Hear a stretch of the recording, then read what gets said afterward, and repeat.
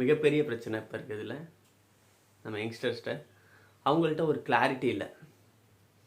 ஏன்னா 4 வருஷம் ஒரு டிகிரி முடிச்சுட்டு ஒரு ஜாப்பை ஸ்டார்ட் பண்ணுறதுக்கு கூட ஒரு ஸ்கில் இல்லாமல் தான் வெளியே வராங்க.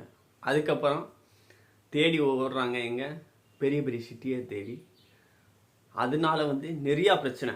ஸோ இந்த கோவிட் நம்மளை இங்கே தூக்கிட்டு வந்துச்சு நம்ம ஊர்களுக்கு. மறுபடியும் இப்போ பார்த்தீங்கன்னா தண்ணி பிரச்சனை. பெங்களூராக இருக்கட்டும், மிச்ச சிட்டியாக இருக்கட்டும், தண்ணி பிரச்சனை. ஏன்னா ஓவர்லோட் ஆயிடுச்சு. ஏன்னா இங்கே எஜுகேஷன் சிஸ்டத்தில் அவங்க இருக்க இடத்துலேருந்து ஏர்ன் பண்ணுறதுக்கு ஒரு ஸ்கில் இல்லை. So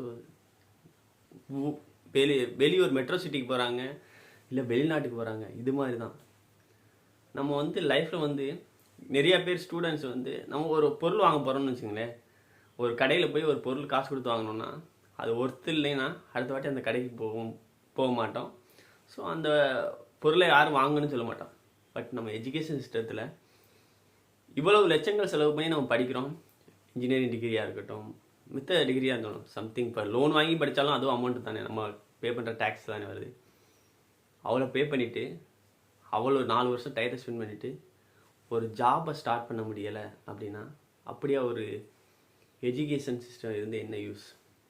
we should think.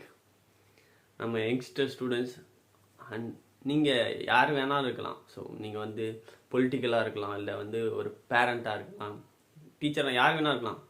We should think. மித்த விஷயங்களை பார்க்குற மாதிரி எஜுகேஷனையும் பார்க்கணும். ஏன்னா அப்படி ஒரு வேல்யூ இல்லாத எஜுகேஷனை படித்து என்ன யூஸுங்கிற மாதிரி தான் இப்போ போயிட்டுருக்கு சுச்சுவேஷன். ஸோ இது மிகப்பெரிய பிரச்சனையை கொண்டு வரும். பட் இப்போ நம்ம ஒரு கரெக்டான டிசிஷன் எடுக்கலையாட்டும். ஸோ உங்கள் குழந்தைங்க ஒரு காலேஜோ டிகிரியோ சேர்றதுக்கு முன்னாடி ஜஸ்ட் அவங்கள்ட்ட கேளுங்க. அவங்களுக்கு என்ன பிடிச்சிருக்கு, அவங்க என்னத்தில் சக்ஸஸ் ஆகணும்னு நினைக்கிறாங்க, அவங்களுக்கு என்ன நாலேஜ் இருக்குங்கிறத செக் பண்ணுங்கள். படிச்சுட்டு இருக்காங்களா, படிச்சிருக்கவங்கள்ட்ட கேளுங்க. நீ என்னத்தை கற்றுக்கிற காலேஜில் போயிட்டு, என்ன படிக்கிற, நீ படித்து முடிச்சுட்டு என்ன பண்ண போகிறன்னு கேளுங்க. முடித்ததுக்கப்புறம் கேட்டு ஒரு பிரயோஜனம் இல்லை. போயிட்டு இருக்கையில் கேட்டு தான் ஒரு யூஸ் இருக்குது. So try to ask questions. நீங்கள் உங்கள் தம்பியாக இருக்கலாம், அண்ணனாக இருக்கலாம், தங்கச்சியாக இருக்கலாம், மாமனாக இருக்கலாம், மச்சான் யாராக இருந்தாலும் ஜஸ்ட்டு கேளுங்க. காலேஜுக்கு போகிறான்னா கேளுங்க, என்னப்பா படிக்கிற, படித்து முடிச்சுட்டு நீ என்ன ஆக போகிற, எப்படி ஒன்று வேலைவாய்ப்பு இருக்க போகுது, ஜஸ்ட் கொஸ்டின். அது ஒருத்தான ஆன்சராக இருந்தால் அவங்கள கண்டினியூ பண்ண சொல்லுங்கள்.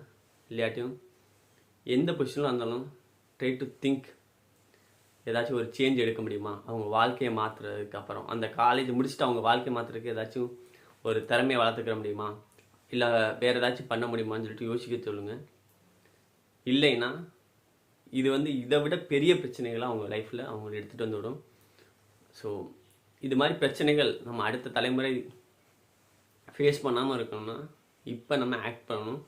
ஒரு நல்ல லீடர்ஸு நம்மளுக்கு தேவை. ஸோ அவங்களால தான் அடுத்த தலைமுறை ஒரு வளமான வாழ்க்கையை வாழ்கிறதுக்கு ஒரு அடித்தளத்தை அமைக்க முடியும். Thank you so much. எல்லோரும் இந்த கொஸ்டினை கேளுங்க. தேங்க்யூ.